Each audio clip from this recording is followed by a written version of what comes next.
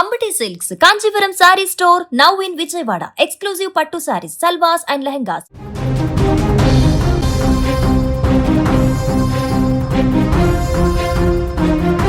భూమి మీద ఉన్న మానవాళికి ప్రళయం రాబోతుందా?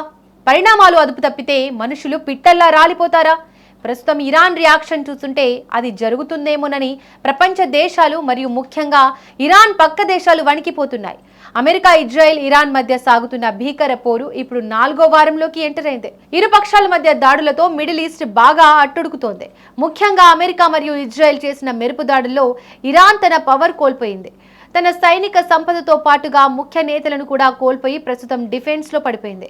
కానీ యుద్ధంలో వెనుకబడినట్లు కనిపిస్తున్న ఇరాన్ ఇప్పుడు తన దగ్గర ఉన్న అత్యంత ప్రమాదకరమైన డర్టీ బాంబ్ ప్రయోగించే అవకాశం ఉందని వార్తలు వస్తున్నాయి. ఇది ప్రపంచ దేశాలను కలవరపెడుతోంది.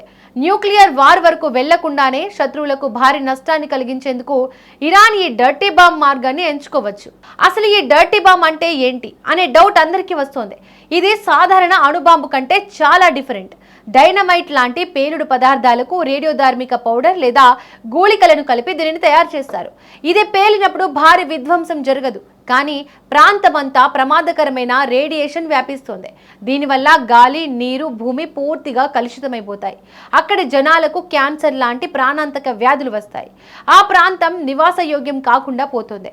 ఇది ఒక రకంగా చెప్పాలంటే ఇది మనుషులను చంపడమే కాకుండా ఒక దేశ ఆర్థిక వ్యవస్థను ఎప్పటికీ కోలుకోలేని విధంగా డ్యామేజ్ చేస్తోంది. ఇరాన్ దగ్గర ఇలాంటి బాంబును తయారు చేసే కెపాసిటీ ఉందా అంటే ఖచ్చితంగా ఉందనే ఆన్సర్ వినిపిస్తోంది.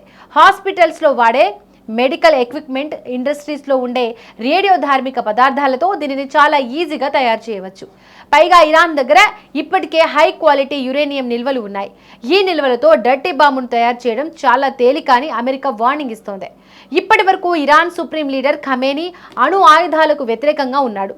కానీ రీసెంట్ దాడుల్లో అతడు చనిపోయాడన్న వార్తల నేపథ్యంలో ఇప్పుడు ఇరాన్ కంట్రోల్ అంతా పవర్ఫుల్ డెసిషన్స్ తీసుకునే అతివాద నాయకుల చేతుల్లోకి వెళ్ళింది. ప్రస్తుత పరిస్థితిలో ఇరాన్ ఈ బాంబును నేరుగా వాడదు.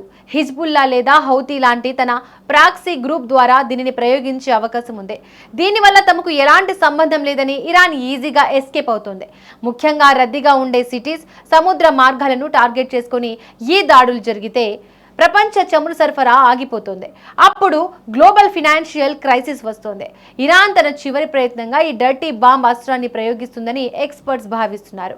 ఇది కనుక జరిగితే భారతదేశంపై కూడా చాలా సివియర్ ఎఫెక్ట్ పడుతుంది. మిడిల్ ఈస్ట్ లో ఏ చిన్న డిస్టర్బెన్స్ వచ్చినా ముందుగా ఇంపాక్ట్ అయ్యేది క్రూడ్ ఆయిల్ రేట్లపైనే. ఇరాన్ డర్టీ బాంబ్ అటాక్ చేస్తే క్రూడ్ ఆయిల్ ఇంపోర్ట్స్ ఆగిపోతాయి. పెట్రోల్, డీజిల్ రేట్లు ఆకాశాన్ని తాకుతాయి. ఆటోమేటిక్ గా ఇండియాలో ఇన్ఫ్లేషన్ పెరిగిపోతుంది. నిత్యావసర వస్తువుల ధరలు మండిపోతాయి. అంతేకాకుండా ఇండియన్ స్టాక్ మార్కెట్లు కూడా భారీగా క్రాష్ అయ్యే ఛాన్స్ ఉంది.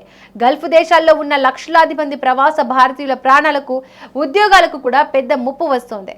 మొత్తానికి ఇరాన్ తీసుకునే ఈ ఒక్క నిర్ణయం ప్రపంచంతో పాటు ఇండియాను కూడా ఆర్థికంగా చాలా వెనక్కి నెట్టేస్తుంది.